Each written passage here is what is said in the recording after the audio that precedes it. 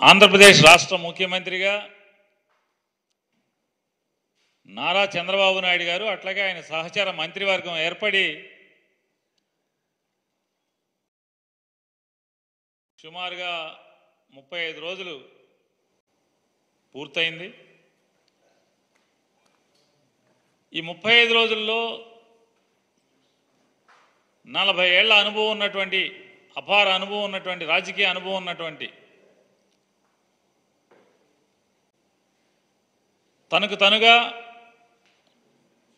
భారతదేశంలో నా అంత అనుభవజ్ఞుడు ఎవరూ లేరని చెప్పి స్వయం ప్రకటిత అనుభవదారుగా చంద్రబాబు నాయుడు గారు తనకు తాను ప్రకటించుకుంటుంటారు. అంత అపార అనుభవం ఉన్నటువంటి లేదా ముఖ్యమంత్రిగా విశేష అనుభవం గడించాను, నా అంత అనుభవం ఉన్నటువంటి లేతే నేను పనిచేసిన అన్ని రోజులు పనిచేసిన ముఖ్యమంత్రి కూడా ఎవరూ లేరని చెప్పని చెప్పుకునేటువంటి నారా చంద్రబాబు నాయుడు గారు ఎక్కి 35 రోజులైతే ఈ ఆంధ్రప్రదేశ్ రాష్ట్రంలో ఈ 35 రోజుల్లో ఏం మారింది? కొత్తగా ప్రభుత్వం వడివడిగా తన అపార అనుభవంతో ఏం అడుగులు ముందుకేయించారు? ఈ 35 రోజుల్లో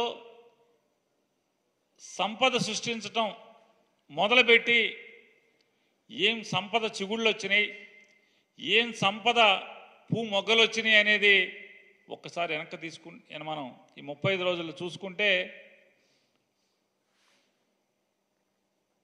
35 రోజులు కూడా ఆంధ్ర రాష్ట్ర ప్రజలకు ఒరిగింది ఏంటయ్యా అంటే పెన్షన్ డబ్బులు చేతిలో పట్టడం తప్పితే మరొక్క పని జరిగిన పరిస్థితి లేదు. సరే 35 రోజులకే జరిగిపోతాయి అంటే జరిగిపోతాయి అనట్లేదు, చేస్తామని చెప్పి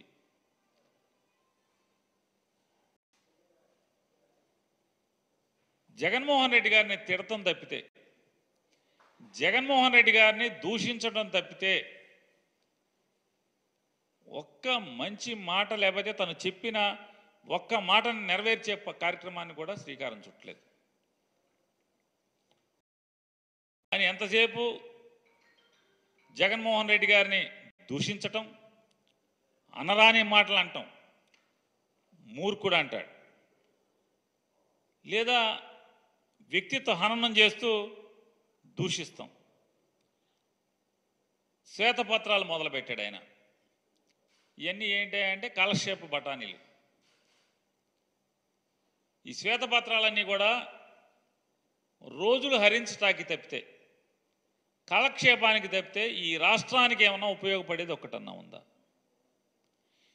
ఏ శ్వేతపత్రంలో అయినా, ఏ శాఖకు సంబంధించిన శ్వేతపత్రంలో అయినా ఎవరినన్నా మీరు దోషిగా నిరూపించగలిగారా? ఈ ప్రభుత్వాన్ని కానీ లేదా ఆ ప్రభుత్వం నడిపినటువంటి ఆ శాఖ నడిపినటువంటి వైఎస్ఆర్ కాంగ్రెస్ పార్టీకి సంబంధించినటువంటి నాయకుల్ని కానీ లేదా అధికారులను కానీ ఒక్కరన్నా దోషిగా మీరు చూపించగలిగారా? ఒకదంపుడు ఉపన్యాసం జగన్మోహన్ రెడ్డి గారిని తిడతాం,